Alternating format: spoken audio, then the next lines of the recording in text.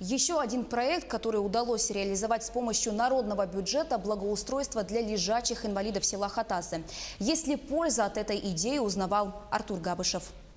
Мы взяли, дедушка немного ходит, и поэтому душевую кабинку мы выбирали вот с низким поддоном. Хоть немного человек может подниматься. Пластиковые трубы, насос, емкость. Благодаря программе «Народный бюджет» Туяра Копырина смогла благоустроить 5 частных домов, где проживают семьи с ограниченными возможностями. Когда я стала председателем общества инвалидов села Хатасы, очень остро стояла проблема вот именно с благоустройством, и особенно для лежачих инвалидов.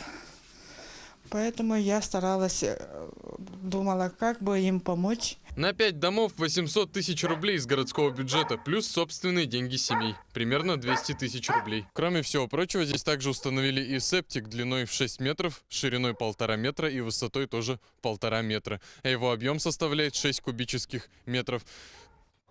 К этому септику также установили еще и утепление, но его жители сделали сами. Польза есть, все хорошо.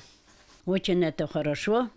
Еще будут, наверное. Ну, сначала пришли вот комиссия, несколько человек, и они сказали, что, может, вам благоустройство будет, только точно неизвестно сказали, поэтому из 5 вот одна наша семья получила это благоустройство. В этом году объявлен новый сбор заявок для участия в народном бюджете. В 2017-м деньги получили 40 идей. Из бюджета Якутска выделили 30 миллионов рублей. Первое направление – это строительство и реконструкция общественно значимых мест. Второе направление – это благоустройство территории города.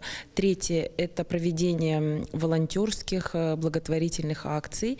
И четвертое направление – это проведение культурных, спортивных мероприятий. Прием заявок продлится до 1 ноября. Тем временем Туяра рассчитывает подвести коммуникации к еще 5 частным домам. Уверена, без народного бюджета проект так и остался бы пылиться на полке.